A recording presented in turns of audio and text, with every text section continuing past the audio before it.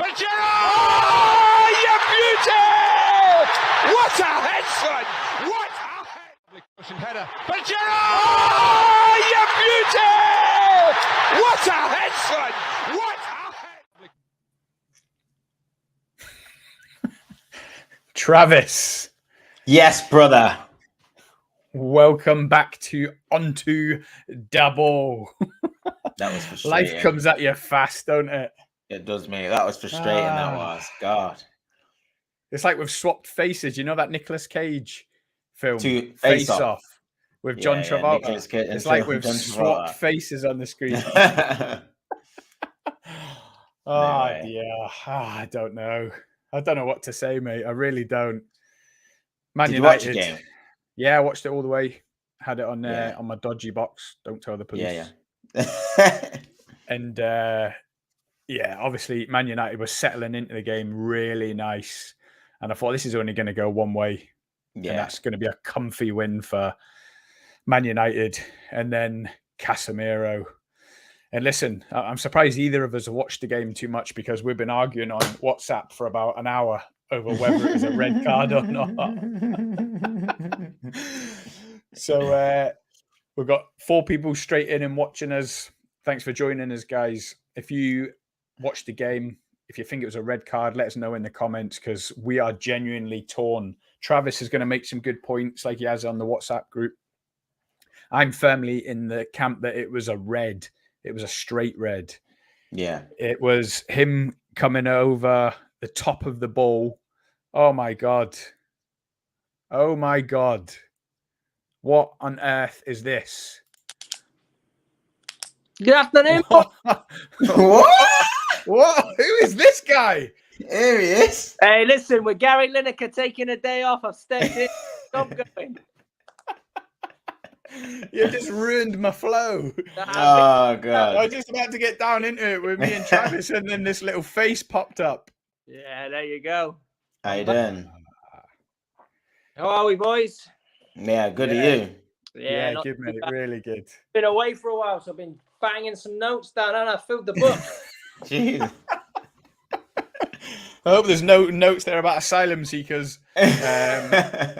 Lots and lots of notes about Martin Odegaard. Oh, yeah. I remember a now infamous message back in August. Travel, back me up. Odegaard, Partey, and Xhaka are not getting you goals from midfield. Do you remember that message, Travis? I remember that, man. That, Scotty. I remember, and I said, no, you got to give these boys time to bed in. Odegaard has not stopped scoring since you sent that message. That's He's it. in double figures in the league now, isn't he? Sometimes you got to play reverse psychology. I'm sure Odegaard heard that message go in the WhatsApp and he stepped his training up by 15-20%. Neil's writing me off like Trav wrote off Mason Greenwood. Yeah. Mason Greenwood went down a different route, though, off the back of Trav slagging, though, didn't he? But that's another subject. But this, Well, listen, this is Liverpool doing well, 24 points off Arsenal. yeah. United. Yeah, it's been absolutely horrendous. But listen, we're here first and foremost to talk about Man United 0, Southampton 0. Neil, did you see any of the game? I presume you're watching the Gunners.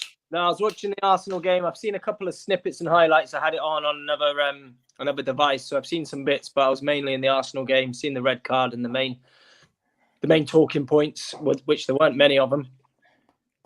I don't know. I thought it was a good game. I thought it made for a good game. And that just showed the dominance and where Man United are at. Unfortunately for me, being a Liverpool fan, that I was just saying to Trav before you come on, the first 20 minutes, the game was only going one way. And I thought this is going to be comfy for Man United. They were starting to settle into the game. And then obviously CASEMIRO with that moment of, well, I think it's a moment of madness. Trav, what's your thoughts on it? You seem to think that, I don't know. I know we were twisting each other up on the messages, winding each other up. You were thinking it's probably soft, but comparing it to other challenges this season from other teams and players that weren't red cards, just saying how's CASEMIRO. But just looking at the challenge, can you see why it was red? Yeah, I can see why it was a red, definitely. I don't think it necessarily was a red. I think if you actually look at the replays of the challenge, there has to be like serious foul play. That's the rule, like serious play or being out of control of your body. And I don't necessarily believe that he was like totally out of control with the challenge. Like he makes the challenge. Yes, his studs are up. He clearly wins the ball. He clearly wins the ball. I think his leg bounces off the ball into his shin. And yes, he's caught him high without a shadow of a doubt. But if you have a look at the actual challenge itself, I just don't think it warrants a red. I can see in some ways why the referees looked at it and deemed it a little bit dangerous from where he's actually caught him.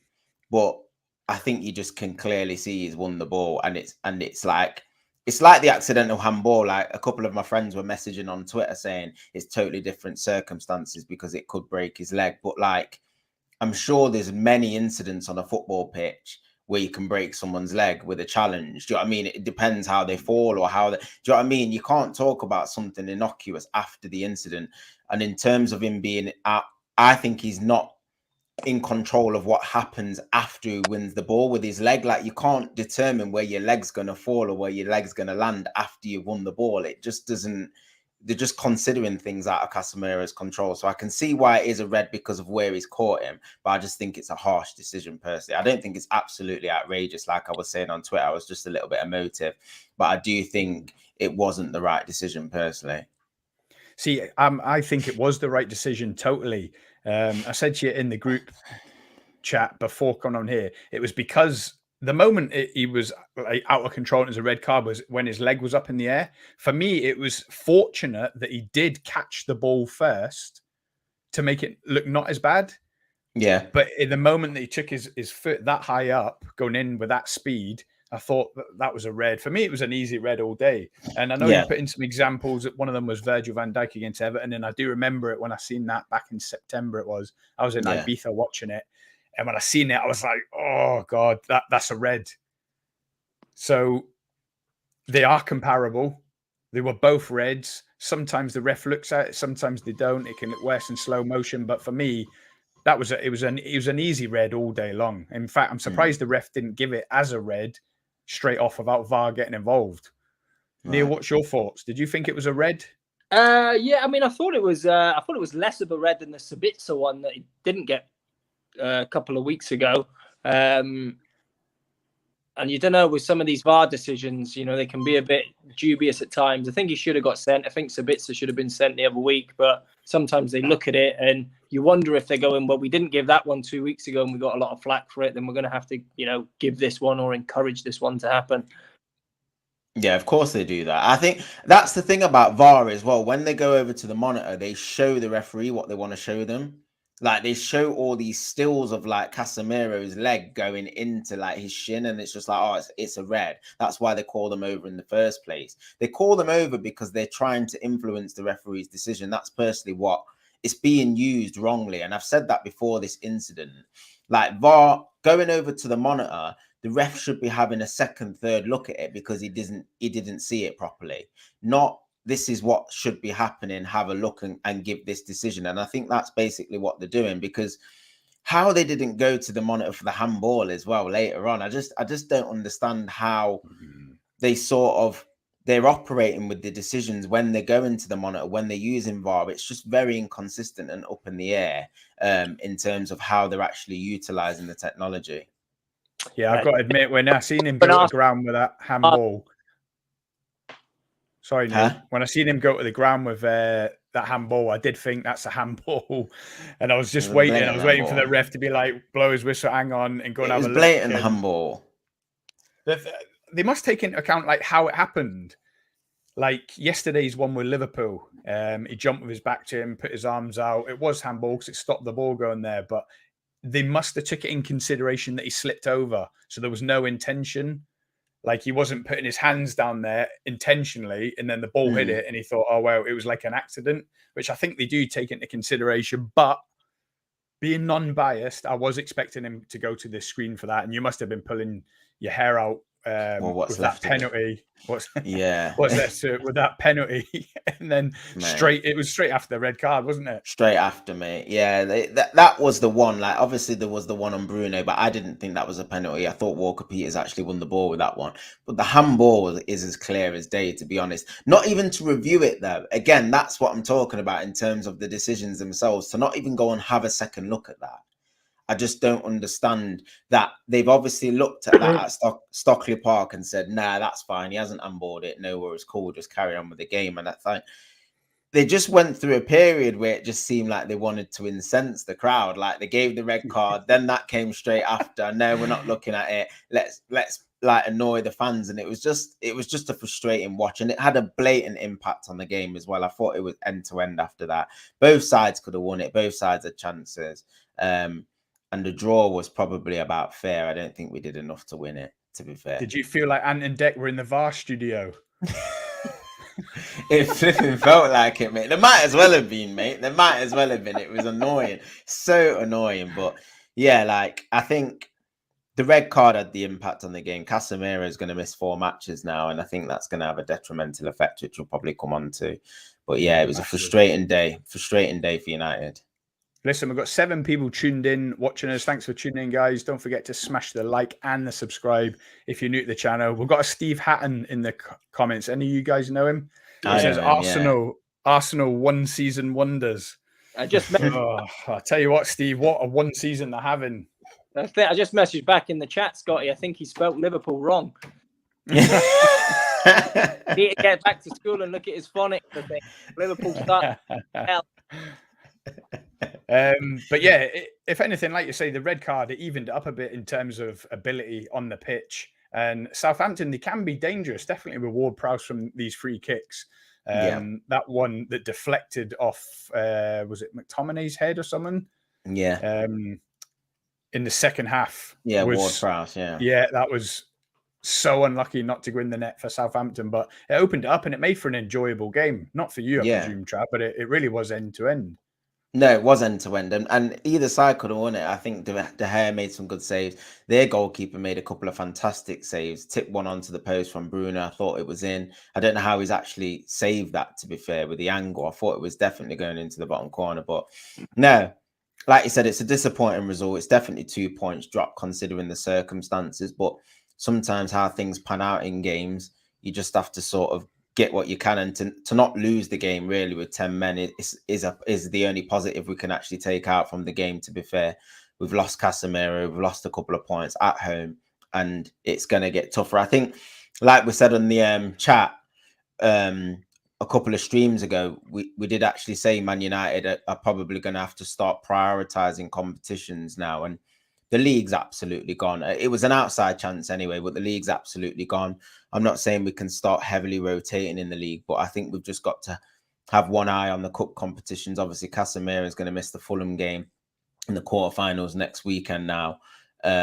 So that's going to be a blow. And Fulham, obviously, Arsenal have dispatched of them comfortably. And Fulham have been very strong this season. So for Arsenal to just blow them away just shows the form that they're in. So that's going to be a tough game at Old Trafford. So we just need to think about these cup competitions now and just get and sort of limping over the line in the top 4 race, because, like you said, Newcastle are tailed off. Spurs are starting to come a little bit strong now. So it's just important that we consolidate that place, get over the line, and just get ready for the summer. He's begging the end of the season, Neil. He's begging just to get over the line. Man United are doing the best to finish 5th in a 3-horse race. He was in a title race 8 days ago, Neil. I know. And now he's begging. He's begging top 4. Table, you know what I mean? Newcastle got a couple of games in hand on them. Spurs are creeping up the corner, a couple of points off. You know, they could be playing in the Europa on a Thursday again next season.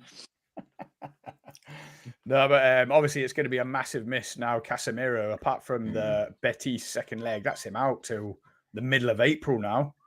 Yeah, I mean, that's huge because of the international break.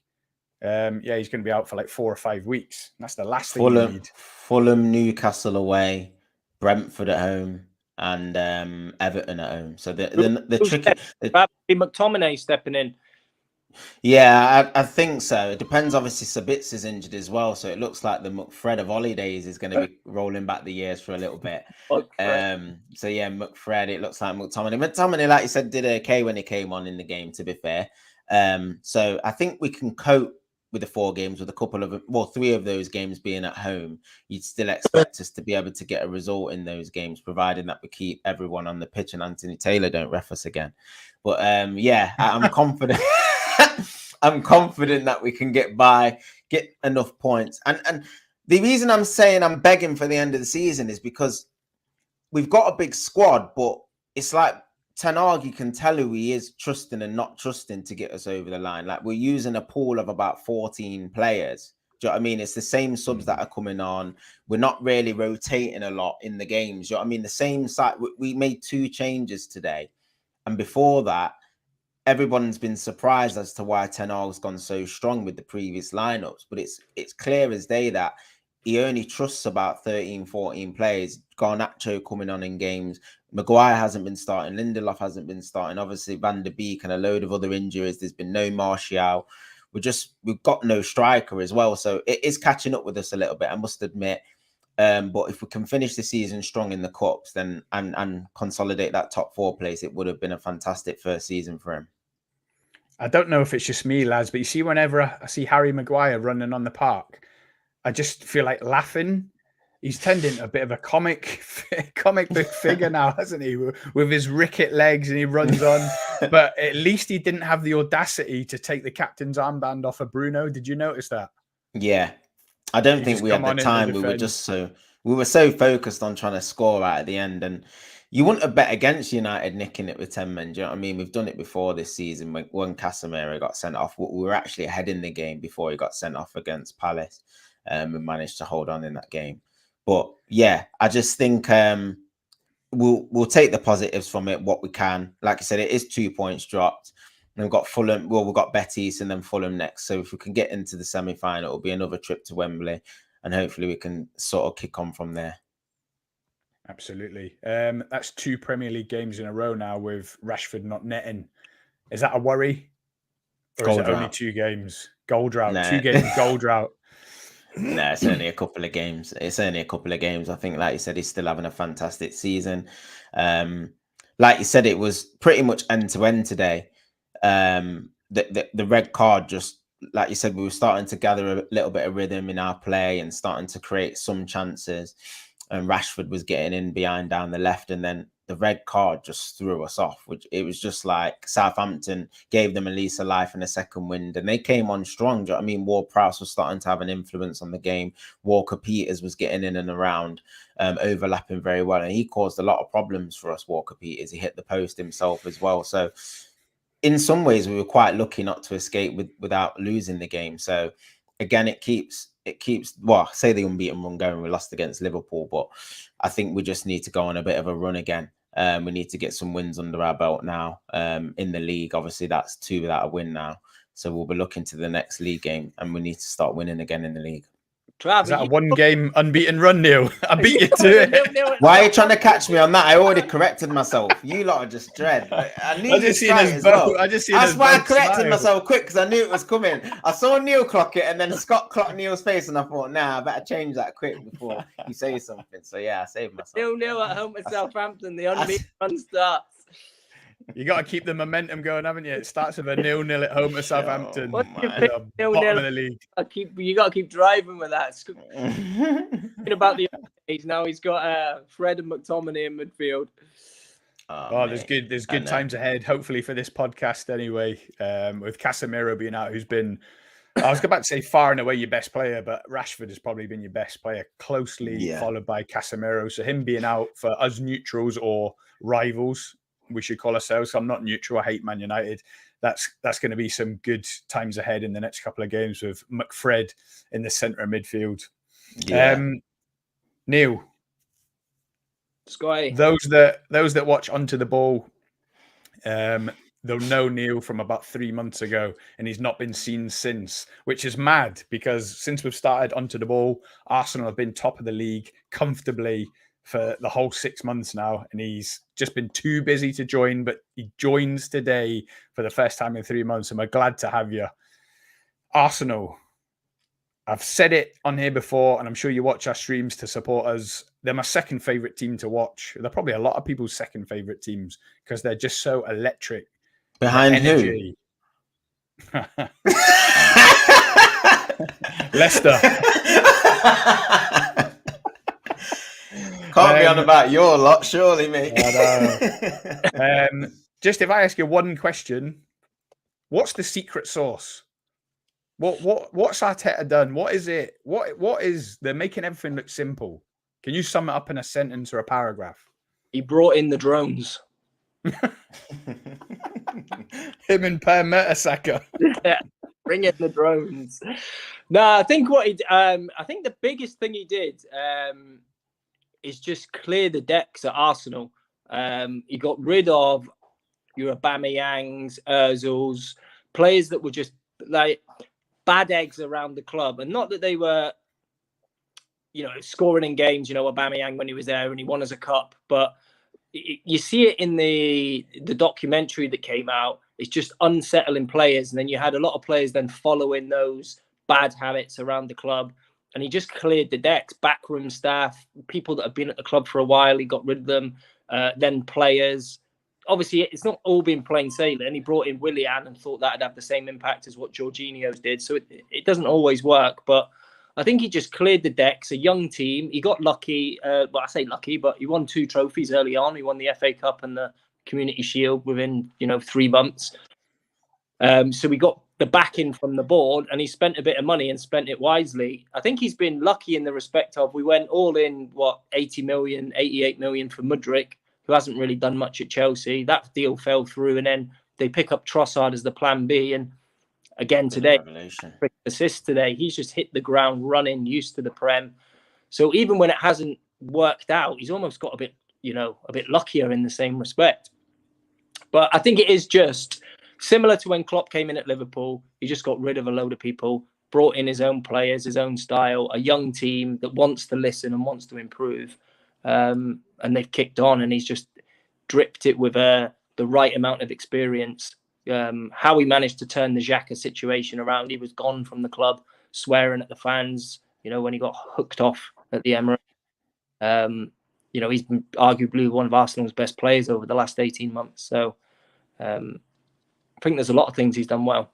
Cleared up. I don't want to take Casa Pepe, yeah. I don't want to take too much away from those that are there. I know you've mentioned those that have left, but from an outsider looking in, I feel a little bit jealous that you've been so lucky with injuries. Is that fair to say? Because for the first time in about 10 years, I can name the Arsenal team. And when I think of them, you haven't had any injuries really, apart from Jesus up top.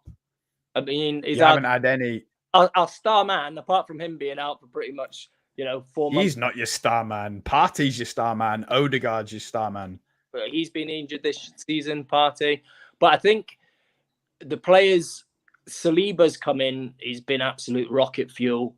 Stayed fit. Gabriel's stayed fit. I mean, Zinchenko was out for a while. There have been some knocks before the World Cup. But it seems the areas where we've picked up injuries, we've had enough cover. I think that's probably where it's looked like, we haven't struggled with injuries because you've had players that have been able to come in. I think if we lost one of the 2 centre halves at any point earlier on in the season, we might have struggled. So yeah, I suppose we've been lucky in that respect in areas. But he's managed to rotate the squad well as well, where needed. Saka and Martinelli, they're the 2 that I probably think of. Obviously, from a rival point of view, I wouldn't mind if one of them done their ACL and were out for 9 months. A bit like Luis Diaz and Jota.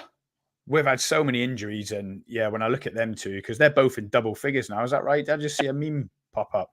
They're both in double figures in the league. Martinelli, Saka, and Odegaard. I mean, that's frightening that all 3 of them can hit 30 goals. League-winning form, you might say. Yeah, and I think they've had to step up because Nketiah has done he's done a good job as a number 2 coming in, but we've needed goals from midfield, and they weren't. To be fair, earlier on in the season when I made that comment, there weren't goals coming from midfield. If it wasn't Saka or Jesus. We weren't really scoring from anywhere else. But those two have been frightening. They've added, particularly Martinelli, he's added more of an end product this season, which he maybe didn't have last year. Both of them have kicked on. Trossard's come in absolutely flying, goals and assists. He's a bit different to Martinelli. He can go by a player, hit the byline. He's a bit more of a traditional winger, and he'll whip it in the box. Like Martinelli likes to do the odd cut back again, and then cut inside. So he's made a huge difference. And then Zinchenko almost plays as an overload in midfield when we're playing against a low block. He makes a big difference. I know me and Trav have wound you up in the group chat about winning the league. And I think the last time we were talking about it, you said, don't worry, we'll still not throw it away, but we'll still be short. Man City will win it. That was about 4 weeks ago. You must be thinking you're on for the league now. No, not really. I mean, Man City are coming. You can see there's one game blowing teams away, and then they're still getting. So I thought they were going to drop yesterday. You've got to remember, Arsenal have still got to play Liverpool away, Man City away, Newcastle away, Chelsea at home in the last 11 games.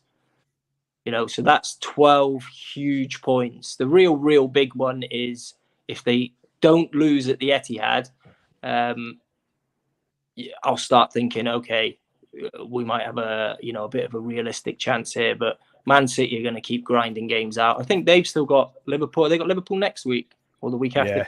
Right, it's at Etihad though. I'm hoping Liverpool do us a favour. They, I know they, dropped against Bournemouth. I hope they bring in the kind of performance against United where they seem to raise their game against, the big teams in those games.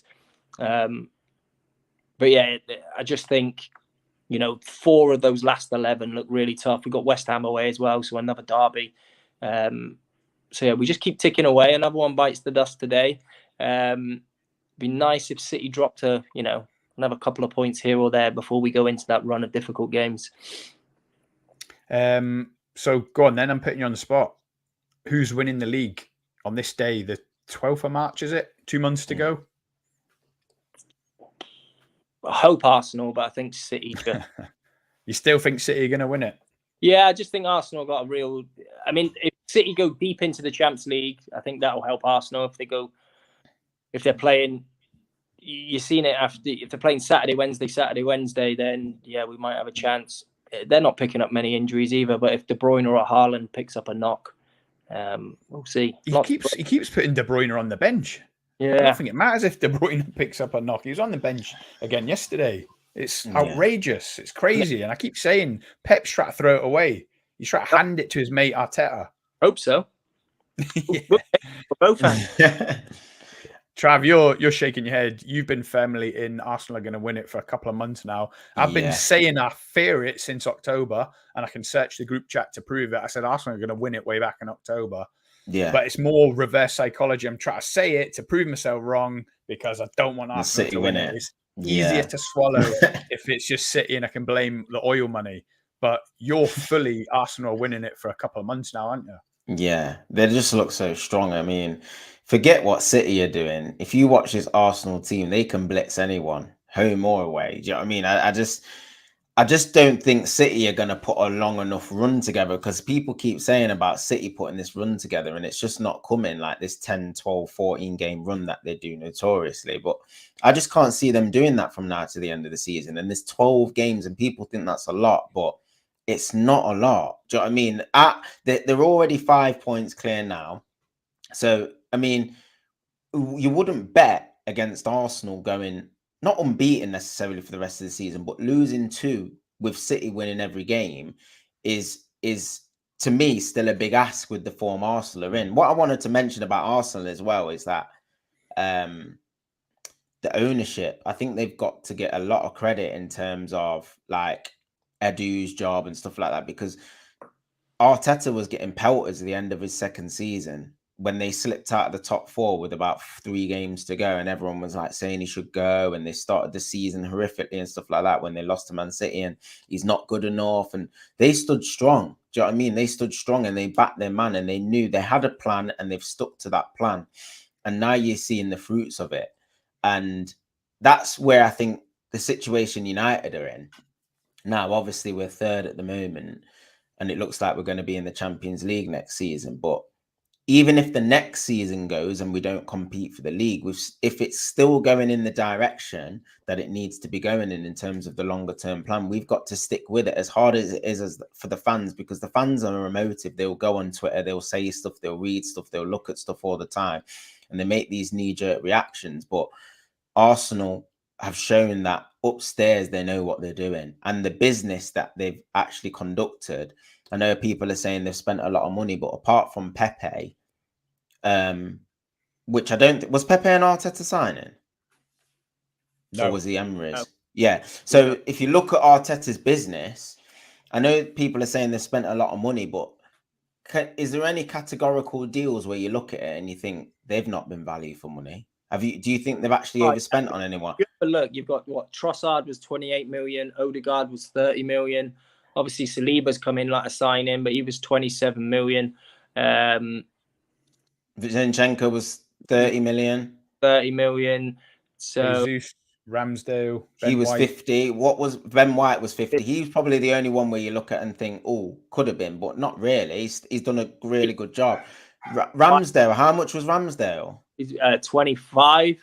Exactly. The business has been brilliant all over. Every single deal they've more or less got nailed on for the value as well. So they've spent a lot, but it's not been like, oh, they've, like you said, I had this conversation the other day with somebody, and I was thinking, how many of Pep Guardiola's current players are there from previous managers? Zero. And managers that are going to be there for the long haul, like your Klopps and your Peps, and hopefully Arteta for Arsenal, who win stuff on a consistent basis, or at least challenge for stuff, they need their own squad. And if you look at Man United's squad, as well as it's done, it's still got players from Louis van Gaal. Do you know what I mean? Your Martials and all of them players, they all need to go exactly the same as what Arsenal done and what Klopp has done over his tenure. That dead wood needs chopping out, and we need our own players. So yeah, credit to Arsenal. I still think they will win the league. I think they'll hold on. I think they've just got enough to get by. I agree. Well, Jesus has come back ahead of time, and I know he's not fully match fit, but got a good run out today, and he looks sharp. Just that final third, that quick beat, low block, little 1 and 2 touch passes. Vieira's starting to cook a bit at the moment. I think he's settled in now. He looked good on Thursday night again. He looked good when he come on today. He's got that ball in the final third. I think he's getting used to the pace of the Prem, so he's going to be good rotation. Emil Smith-Rowe's coming back from injury as well, so he might get minutes again on Thursday. So there's things just to seem bubbling at the right time. For us, I just think international break is going to come at the wrong time, same as the World Cup came at the wrong time for us. We were flying before the World Cup. Jesus obviously got injured, but we've got 3 home games coming up. We've got Sporting on Thursday, and then we've got Palace at home, and then the first game back is Leeds at home. So if we can get 6 from the next 2 games before we go into that Anfield away game, Man City obviously play Liverpool in between then.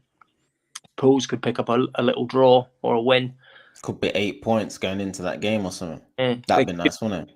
Playing a little April Fool on Pep Guardiola that day.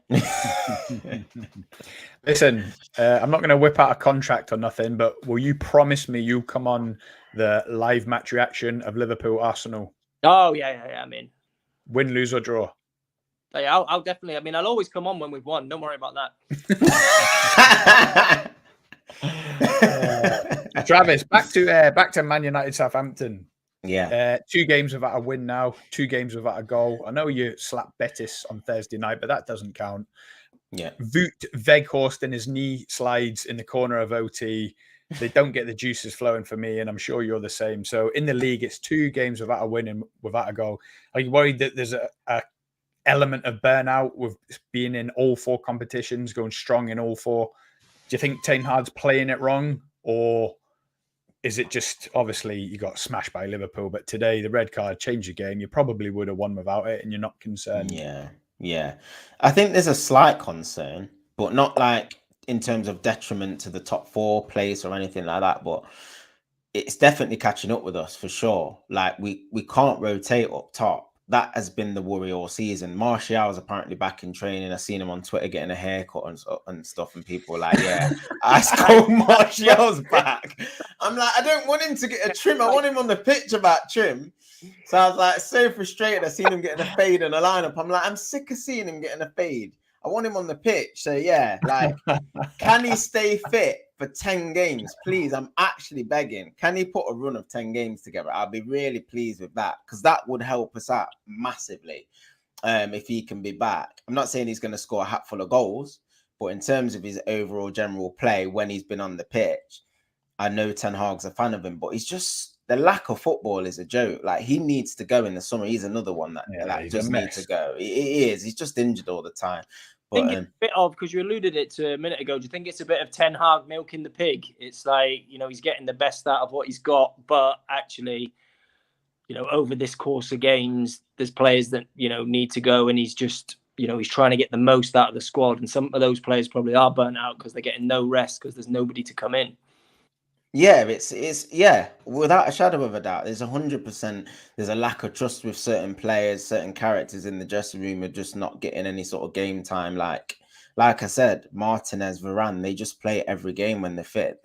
I'd love to be able to rest the two centre halves. I think the right backs changed quite a bit, but I think he's not really 100% sure on either of them going forward longer term.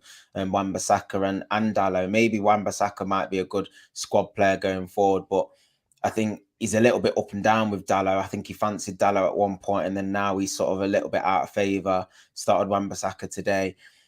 Again, the midfield, you've got Eriksen, Casemiro, Bruno. They're more or less nailed on. But then the other three places, Fred, McTominay, Sabitzer, you just don't know what's going to happen with any of those three. And Donny van der Beek, who just hasn't really kicked a ball, has he? Do you know what I mean? I think Him.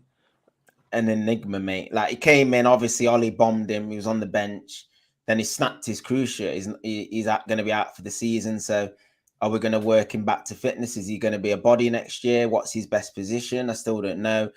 It's just like you said, there's, when you look at the squad underneath, like, not even the full starting 11, because there's aspects of the starting 11 that need work. It's just so imbalanced, and we've sort of been, Ten Hag with his management has papered over some cracks, I must admit. But we're going in the right direction, because you can see with what his idea, what he wants to do, you can see the way we're trying to play. I think I like the variation in our play. Like, sometimes we can dig deep and win. We can win with sort of a possession-based style. We can win on the counter-attack. I like the variation to the style, but he just needs more bodies, more quality. He does need more quality underneath what we're playing at the moment, and he's desperate for it. So I'm sure we can't wait. I'm sure he's identified his targets already. And I think, especially if the Qataris come in by that time, which would be nice, I think you're going to see a lot spent at United in the summer anyway. United haven't spent a lot for the last 40 years, have they? So, but they really just a billion, mate. That's been about it, $1 billion in the last 10 years. But I think we'll probably spend another $1 billion. The thing is, it's hard to criticize what Ten Hag's doing, because if you'd have started this season, you'd have took top 4 comfy and a potentially 3 cup win, wouldn't you? League Cup's in the bag. You like to think you're in the FA Cup semi-final with a plum home draw, and you're in the quarterfinals of the Europa League. Yeah. After a 4-1 win. If he could win them 3 cups in top 4 comfy, that would be an amazing season, let's be honest. Yeah, it would be. It would be, yeah. I actually don't think we'll win all 3 cups, to be fair. I think we'll win one more. What that cup is, I don't know. But I do believe we've got it in us to win one more. It all depends on City as well in the FA Cup. They'll fancy themselves, definitely. But like you said, they might have eyes elsewhere going for the league and going for the Champions League. They might just rest a few players and just come unstuck. Because Burnley I'm not saying Burnley are going to beat them at the Etihad, but they are flying in the Championship. They look good under company. I've watched a few of their games when they've been on Sky, like extended highlights and stuff like that, and they're actually playing some really good stuff.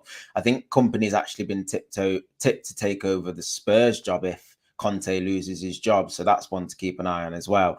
So you just never know with the FA Cup. It's a weird competition. Teams get knocked out at home as well. We've been knocked out a few times at home against smaller competition as well. So Isaac's yeah, in. it's going to be interesting. Are you just reading his comment? Yeah. Isaac's come on board. What's Isaac saying? Neil, Isaac's raging. Is he angry at me? What's he No. saying? Isaac was in Thursday night. Isaac, so happy you come back. He's a Yeah. Southampton fan, and he did make a good point. He said, "Look, no one's given Southampton a chance, especially being at OT. But football's mad. We could win 1-0 or we could lose 3-1." And I did say, "Come back on Sunday to the live stream. We'll be here." And he's come back. He says, "I can't believe what people are saying about Southampton. How is that our fault? That has really annoyed me." What are you getting at, Isaac? What do you mean? What's your fault about the CASEMIRO sending off, I presume? Yeah, they deserve credit, Southampton, to come to Old Trafford, bottom of the league, and get a point. They'll be ecstatic. They really will. Like, a lot of the fans and the Southampton players probably would have thought they would have been walking away on the end of a 3-0 hiding. And I think that's what everybody thought. United routine at Old Trafford, get the win. But it hasn't panned out like that. So you got to give credit to Southampton. Like I said, we could have easily nicked it with 10 men as well. Showed some good resolve, had some good chances themselves. The Hares had to make a couple of important saves. And deep down, they'll probably be kicking themselves. They didn't take full advantage and get the win themselves. So no, credit to Southampton. Hopefully that can give them a lift and they can get themselves out of the relegation zone going forward. And if they stay up by a point, that's going to be a huge point at Old Trafford that we're looking back at that as very valuable. Absolutely. Isaac says he saw people tweeting that we should get relegated. We haven't been on Twitter yet because we jumped straight on here at full time. So I'm sure we'll catch up on all that. But no, Southampton done well. You must have been worrying in the first 20 minutes that Man United were settling into the game and they were taken over until the sending off. However, you mentioned Alcaraz on Thursday night saying, watch him. And I thought he was really good today, even though CASEMIRO tried to chop him in half with that red card. But Ward-Prowse, he went close with a few free kicks. Say that again, mate. I said United did well to escape from Alcaraz. I like that one. Weren't bad. How long have you been thinking of that one? That weren't bad, to be fair. It was all right. It was all right. Plenty more. I've got 3 months worth stored up. No, but listen, as we were on this stream yesterday and I was like bereft. I was absolutely heartbroken at us getting beat by bottom of the league Bournemouth. So it's obviously cheered me up coming on here today, watching the Southampton game. They've took 2 points off you. But they're the games you got to win, Trav. I mean, even with 10 men, you had lots of chances, like you say. I thought the goal was coming. I did think the goal was going to come. It wasn't like an onslaught, but I just thought somehow by hook or by crook we'd nick one because we have been doing that in games. And I just thought the goal was coming again when it hit the post. And then I just thought, it might not be our day. But we made a couple of changes. We brought a couple of young wingers on, Garnacho and Palestra, just to try and inject some pace in wide areas late on in the game. But it was always a danger with the 10 men on the counter-attack. Southampton could cheat a little bit and left a few players up and they released their fullbacks on a few late breaks and stuff. And I was like, we could lose this. But Ten Hag took a risk. He tried to win the game. I'm happy with the attitude that he showed. He didn't settle for a point. I think both teams tried to win it in their own way. But I think it's obviously definitely a better point for Southampton than it is United. But yeah, we've got to sort of kick on.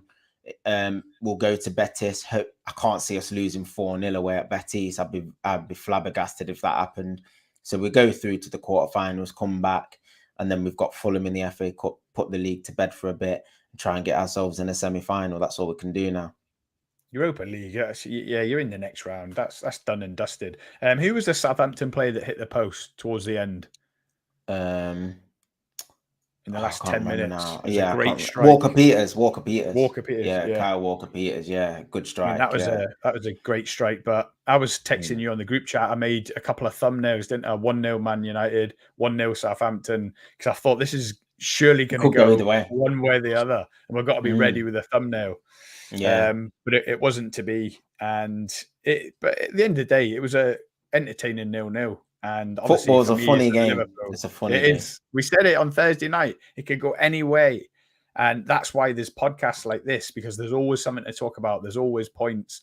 Isaac, let me know in the comments if you're still there. Let me know if you thought CASEMIRO's was a red card, because Travis is a little bit on the fence and me and Neil think it was a definite red card. Dangerous over the ball. And I think, like I said earlier in the stream, I think him touching the ball made it look not as bad. If he hadn't touched the ball at all, that was a red card, Trav, would you say? Yeah. Let's say he went right over the ball and chopped his leg. That was a red card. So the fact that, he touched the ball a bit, I don't think that took it away from being a red card. What, the fact that he got the ball? Tap the ball. But that's the thing. Them challenges are out of date now, aren't they? Do you remember 10, 20, 30 years ago, you could tap the ball away and chop the player in half and be like, I got the ball. With this is the big thing about football. This is the big thing about football, and this is what everybody complains about. Forget that decision. I think everybody talks about sort of the inference and people that have never actually played the game, reffing games and making these decisions. If you like, I'm not saying you necessarily have to. Well, I think you do, because if you look at the intent, forget intent, because that's a bad word to use, but he does win the ball. So what happens after he wins the ball? I'm not saying it's irrelevant, but it's not like sometimes you see a challenge and someone wins the ball, but then they like leave a flailing leg or they flick out, or you can look at like the ferocity of a challenge or the ferocious nature of the challenge. But with that particular challenge, you can see he's gone over the top a bit. Yes, I agree, but he clearly wins the ball and his leg sort of bounces off the top of the ball into his shin. Like, you need to see it again. Like, I'm just a little bit, I think it's harsh. I think it's harsh, man. I don't think it's a nailed on red. Like, oh my God, like I've seen other challenges miles worse than that not getting reds. And that's probably the main thing, the consistency. It doesn't mean necessarily that CASEMIRO's isn't a red, but I think it's personally a little bit harsh.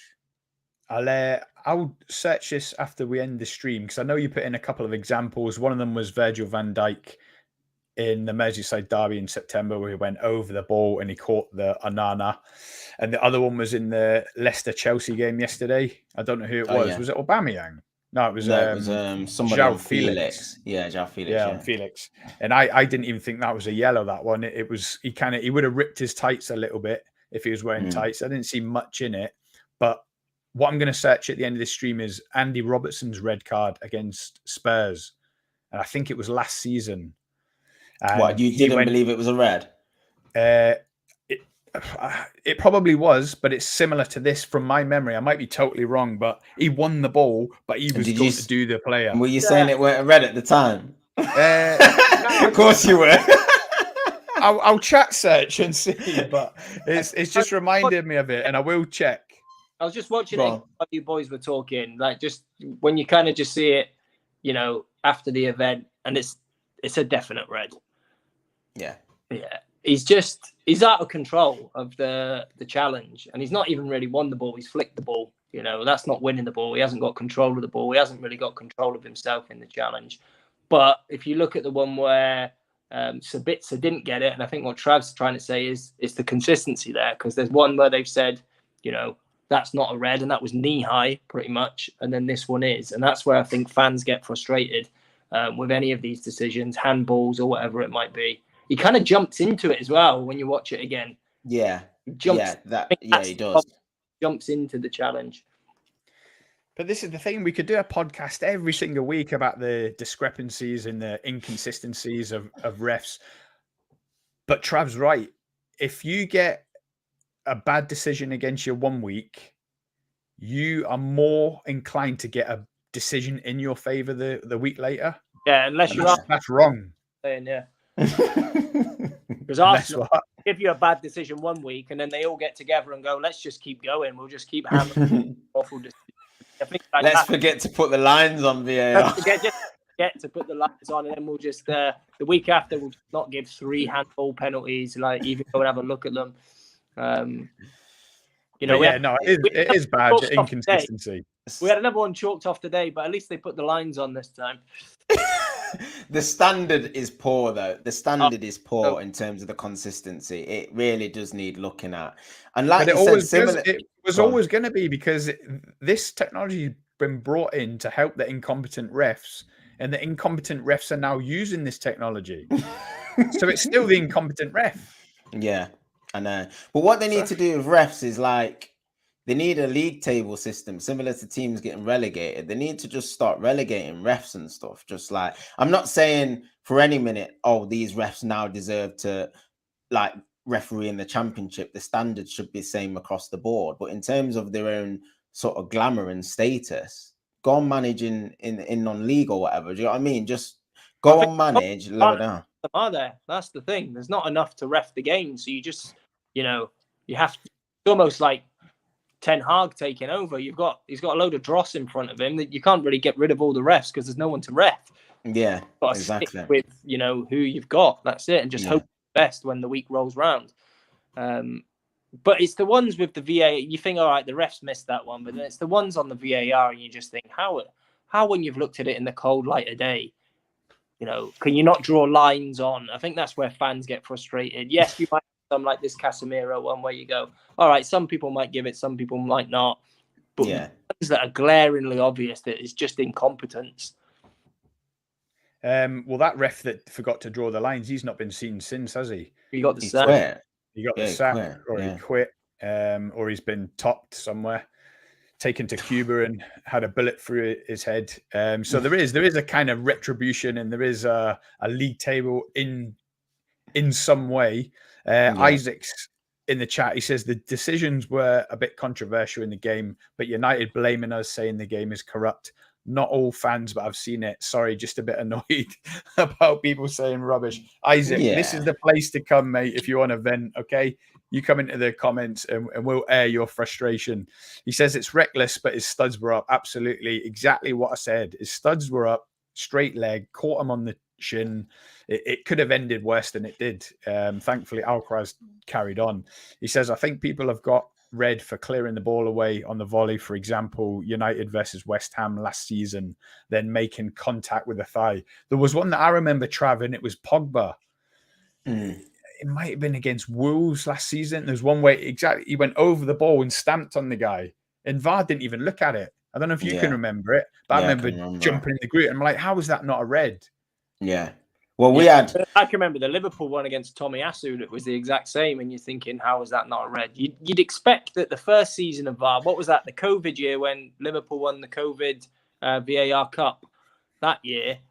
You'd expect, okay, it's going to be bad this year. 2 years later, you're thinking, surely we're not still going to be talking about it. Yeah, there's so many things that they need to change. The length of time it's taken to come to a decision, that's the first thing. When they go to a monitor, what they're saying, you should be mic'd up like rugby. They literally should be mic'd up at Stockley Park so the fans and the viewers can hear what they're actually saying. Because I think there is some cheating going on. Not related to the Casemiro thing, but I think genuinely there is some cheating going on in terms of like... Yeah, evening up decisions. Oh, we didn't give that one. We've got to give this one now. They're saying all this kind of stuff in the mic, and it's like literally ruining games and changing the way points are being decided in matches. I think they need clear set rules on how they sort of review these decisions so all the fans are clear on it. And if they need to get together as like sort of a community and make sure screens are at grounds, they need stuff on big screens as well in the ground so everyone can see what's going on, because they're just picking and choosing when they want to go to the monitor. Really, it's just all selective, like off the cuff stuff at the minute. Exactly, and it's an entertainment business, isn't it? So having big screens showing what they're looking at, it would add to the entertainment, and everyone else in the ground would know exactly what was going on. And Isaac says that. He says, what's the point talking about it after the game and going over it all the time? We aren't going to get anywhere by telling how they are bad. Tell them what they should change. It's absolutely, but unfortunately, VAR's here to change. It's not like we're going to get to the end of 5 years and say, right, that was a 5-year experiment. Is the game better or worse for it? If it's worse, we'll get rid of it and go back to the olden days. But I do dream of just going back to the olden days where a goal's a goal. It's the goal celebrations that are worse for me. Yeah. When you celebrate a goal and you think every fan must be in the back of my mind, the instant reaction is like, yes. And it's like, right, hang on. Let me see the replay. Is there anything they can pick? No, that's wrong, man. It takes away the joy of scoring goals. That's what football's all about. For me, that's an easy one, though. Like, you don't have to stop the game unless it's very contentious or looks tight. Like, they can be reviewing that. The game can kick off.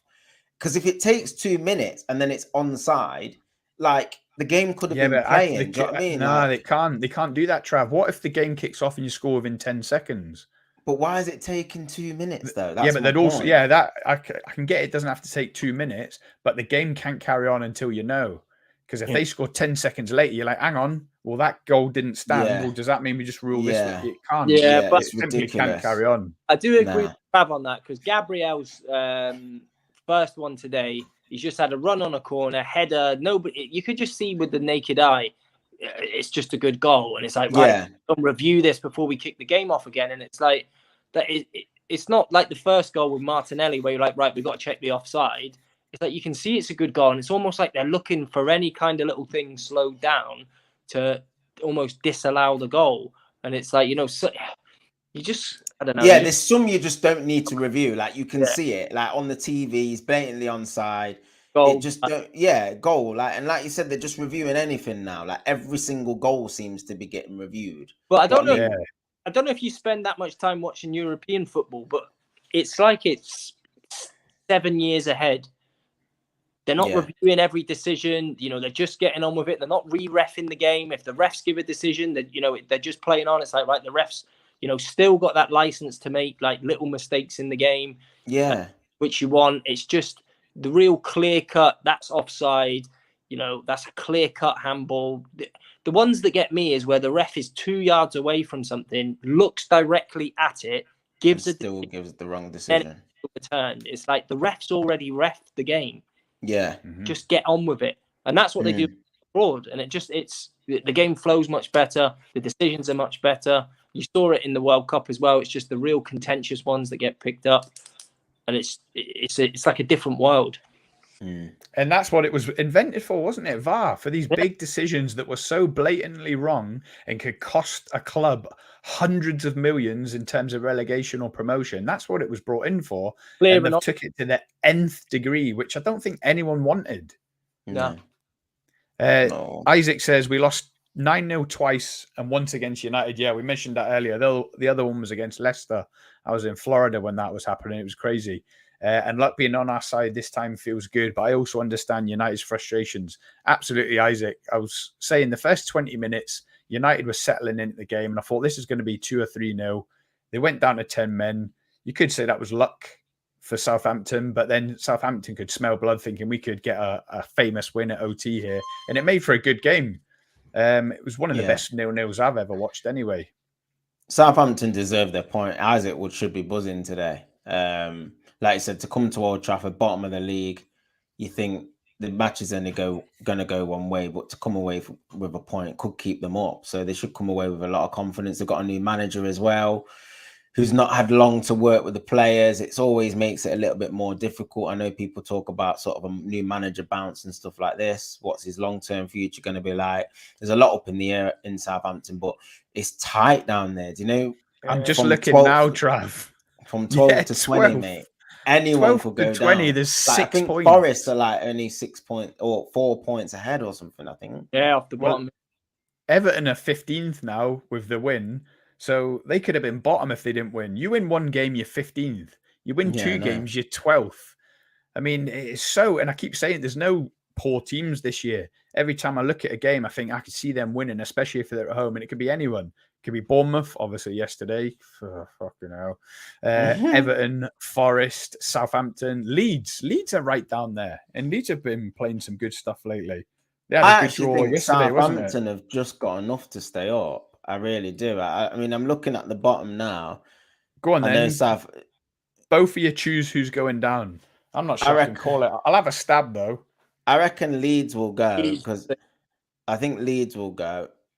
I do fear for Southampton sometimes because of the lack of goals. Like West Ham should nowhere near be down there. Same with Leicester. I still think Everton could get sucked in. They've played a game more if you look at it. I think Forest as well with their away form at the minute. Leeds, Bournemouth, Forest. If I was plucking at the moment, I'd go for those three. I would say Leeds, Bournemouth, and it's between I think Everton and Forest probably. But I hope Everton they don't score goals either, do they? That's the thing. I mean, it could be pick them really. I think West Ham will have enough. I think they'll have enough to stay up. Yeah. Isaac says, am I making sense? Perfect sense, brother. Absolutely knew what you said. I've got Jerry in the comments. Cheers for joining us, Jerry. Don't forget to smash a like on the video. Casemiro red card, disgrace to physical Premier League. Oh, I don't want to say it's a man's game, but so what you're saying, Jerry? Are you saying that wasn't a red card? Was it even a yellow? Do you think, or is it just a nice challenge? Because as Trav said, tongue in cheek, I think he got the ball.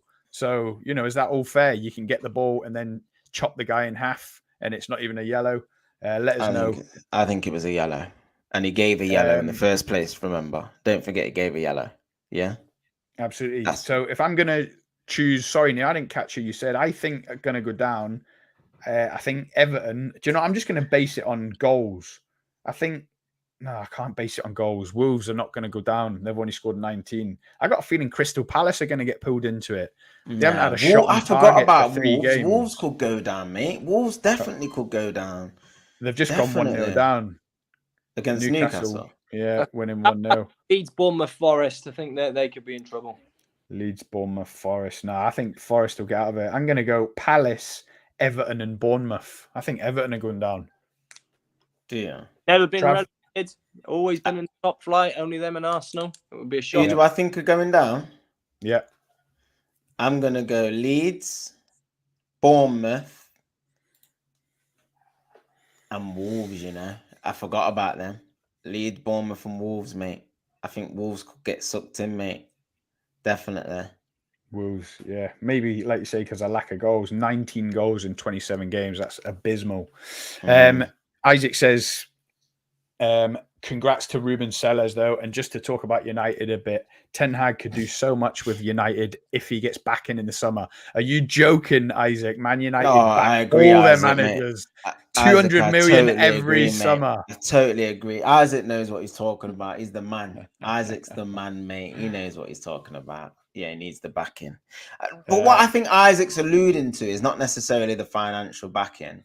It just means the plan that Ten Hag and his staff want to put in place. It's not driven by anything else. And I've always said this. I think Man U recruitment a lot of the time, not all of the time, but sometimes it is driven by commercial purposes, shirt sellers, like the Ronaldo thing that you, granted, said wasn't going to work when it happened, and it didn't work out. He scored a lot of goals. I think it did. You got him, 36, 37. He pulled you through last season. He was never going to be there for 3 years. So I think it's a bit harsh when people say the Ronaldo thing didn't work. I just think maybe United weren't realistic about the project. Project with Ronaldo coming back was to do what he did, score a truckload of goals and then move him on. Sell a load of shirts. He didn't move him on. That was the problem.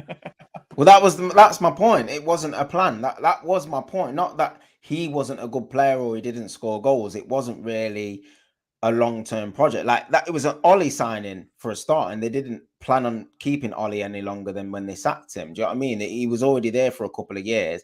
They've not said to Ollie, that wasn't an Ollie signing. No, that was a board signing. That was the old school Ed Woodward. You're just telling me my point. You're just backing my point up, lads. It was the board signing. That's what I've just said. I've spent the last 5 minutes saying the board signed people for commercial purposes, and now you're arguing with me, telling me the board signed Ronaldo. No, that's exactly what I just said.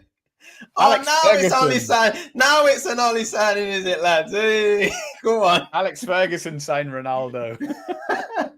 Thanks, boys, for backing me up on my own point. I'll take that one.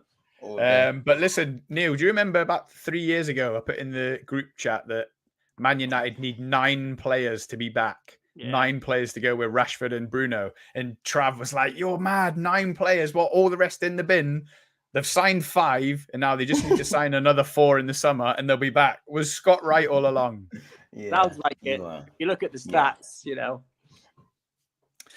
Look at how late United got their managers a CDM and the centre-backs they need. They needed a striker in January and didn't get it, so I think that is poor backing. It is in a way, Isaac, but Ten Hag had already spent something like 250 million. And he can't spend any more than that in a calendar year, surely to God. But this Weghorst thing, it's bending my mind a little bit, Trav. He's starting every single game. Surely Hag now rates him and he's got a chance of staying beyond the summer. This would be a bit like Nicolas Anelka for me.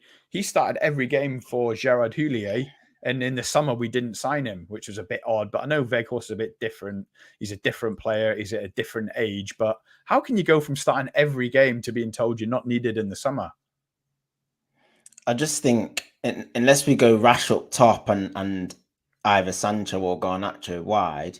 But you could do that now. That's my point. Yeah, I know. That's what I'm saying. I think he could do that now, but I just don't think Rashford back. I think when Rashford plays with his back to goal, he can only play one way. I think you sort of limit his game. Like if you look at Rashford, everything he does well is when he's facing the play. Even when he's in and around the box linking with people, or if he starts wide and makes a deep run, he'll do it from a wide area. Whereas I just don't really think he's that type of player that can go up against centre halves. And if it's that type of game against low blocks where they're not leaving space in behind, I just don't think it's his game.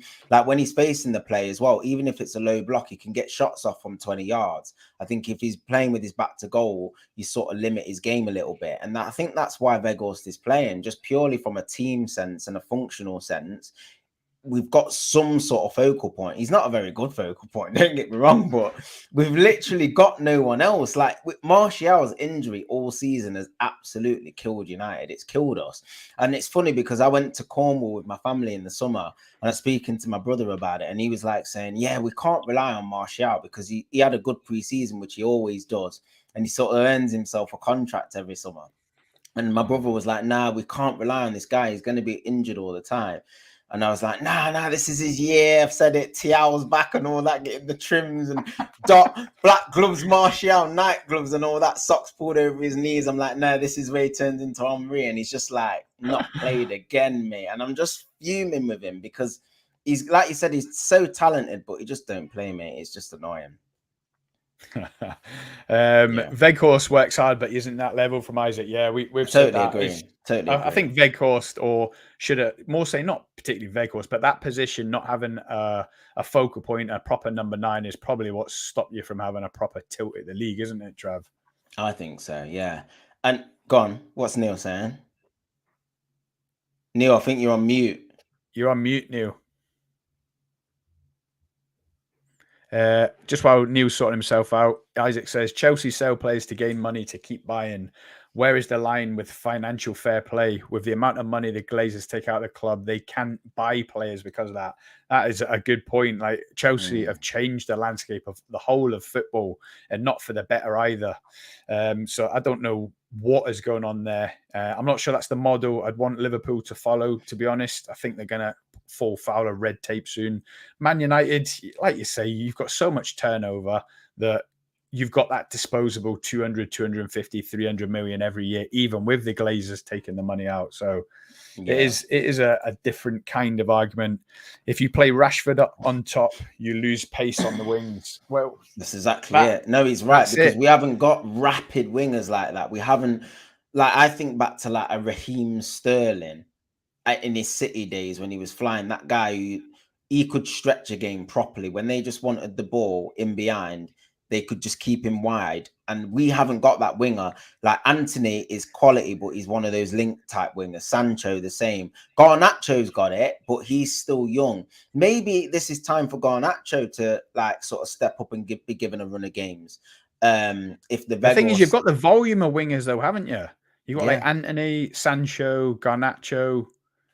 Rashford plays out there, but obviously if you're putting him in the middle, it's just you've got the players. It's just types of wingers. Like you said, Garnacho's. The thing is with the wide players we've got as well, Anthony's the only one that naturally can play on the right as well. That's the worrying thing. So like if he doesn't play out there, then no one else. Like we bought Sancho and he in his time at Dortmund, he was always a left winger. So then Rashford played there. So when Sancho was out of form, we was like, right, we need to shift him to the left. Then now we're playing him as a cam, and it's like he's not nailed down a position. So for me, Rashford's number 1 in that left wing spot. But if he goes up front, I think the next best thing for me is Garnacho with the options we've got at the moment. I think, and that's sad to say because, like you said, we've spent 80 million on Jadon Sancho. But like Jerry's just said, Garnacho, he's too young to play physical games. I totally agree. I think in certain games, he's better coming off the bench at the minute, impacting against tired legs. But because we're only using like a pool of 13, 14 players, we look tired. Like toward last 20 minutes of games today, we look shattered today. I saw Bruno and he's like he looked knackered with about 15 minutes to go. He looked like he couldn't wait for the game to end. And like to be fair, he's had 10 men though, didn't you? So it would have been a shift. Yeah, of course. But we are limping. We are limping a little bit. Like I said, I think, yeah, go on. Comments. He says if Varane gets injured, you have to play Slabhead Maguire, and we all know how that turns out. He wouldn't, because Maguire is probably safely 5th choice, would you say, Trav? Because your first choice is Varane and Martinez, then Lindelof 3rd, Luke Shaw is the 4th option. Even Luke Shaw playing centre back is ahead of Maguire. But yeah, I said earlier in the stream, when I see Maguire running on the pitch, I just absolutely love it. I think I'd rather have De Gea centre off. I'd put Maguire 6th, bro. Right, listen, lads, we're going to wrap up there. It's been just over an hour. My dinner's ready, and then I've got to go out for a meeting for my little girl's football team. So I wish we could go on and on and on. Jerry, Isaac, thanks for joining in the comments. Make sure you've hit that like and subscribe, and join us on other streams, because we just love talking all things Liverpool, Man United, Southampton now, Isaac, and Premier League and all stuff like that. One final comment from Jerry. Man United need massive clear out of the deadwood.